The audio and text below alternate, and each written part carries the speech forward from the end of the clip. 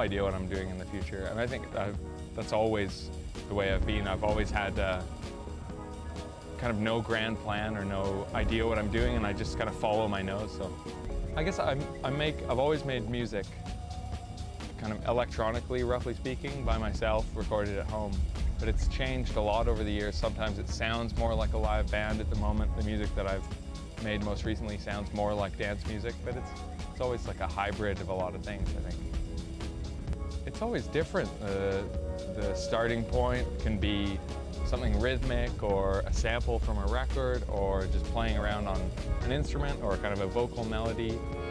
And it can be, you know, the method of making music is very open-ended, which I think is part of the reason why I've made so much different music, different sounding music over the years, because there's no one fixed way of like getting in a room with the same band or whatever. It can vary a lot.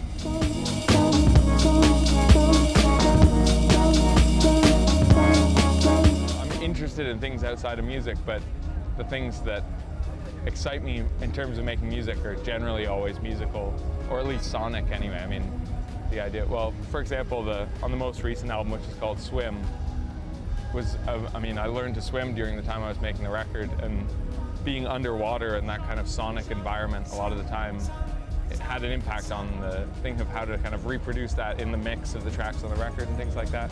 But generally it's kind of sonic ideas. It's not fine art or poetry or whatever, you know.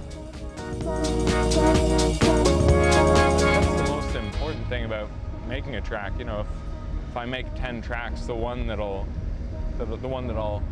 finish and continue working on is the one that kind of hits me on some emotional level, not kind of, you know, it's nice if something has some kind of interesting production idea or whatever, but it has to have also some kind of emotional connection to it.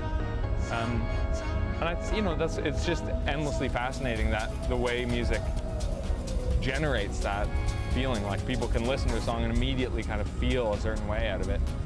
And as somebody making music, to kind of sit down, and it's not really about me kind of, you know, writing about what's happened to me that last day. Sometimes it's about sitting down with, you know, in a kind of just normal day-to-day state and generating and creating some kind of emotion out of the music rather than the other way around.